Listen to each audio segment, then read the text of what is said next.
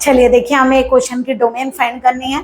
हमारा फंक्शन दिया है cause inverse x upon greatest integer of x. तो हमें ये बताइए, देखिए एक बात ध्यान रखिएगा, अगर ये दोनों डिवाइड में हैं तो सबसे पहले एक काम करिए, दोनों की डोमेन अलग अलग फाइंड करिए।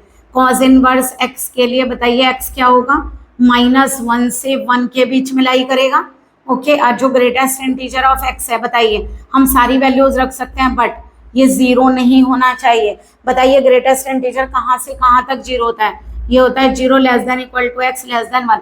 तो 0 से 1 के बीच में जितने भी आप लोगों के रियल नंबर होते हैं सब पर ये वैल्यू क्या हो जाती है, 0। ठीक है, अगर अब एक बात बताइए जरा, आपका ये डोमेन यहाँ तक है और ये डोमेन यहाँ तक है, तो आप लोगों को क्या करना पड़ेगा, ये सारी वैल्यू रख सकता है इसके अलावा, तो आप लोगों को ये पॉइंट यहाँ से हटाना पड़ेगा। तो देखिए कैसे हटाएंगे, -1 से 1 ये इंक्लूडेड पॉइंट है, -1 से 1 हमारे इंक्लूडेड पॉइंट है और ये पूरा रीजन है।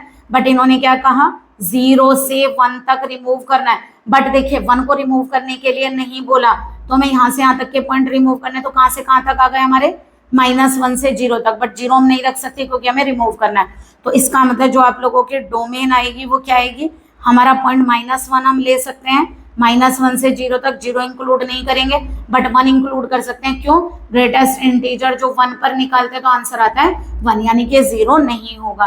तो यहाँ पर एक पॉइंट और लिया जा सकता है 1। तो यहाँ से यहाँ तक 0 नहीं लेंगे और 1 पॉइंट इंक्लूड करेंगे, तो इन दोनों के में से हमने क्या किया, वो पॉइंट एक्सक्लूड कर दिए जिस पर ये 0 हो रहा था। तो डोमेन हमारा ये वाला पॉइंट होगा, दैट इज ऑप्शन 1 करेक्ट।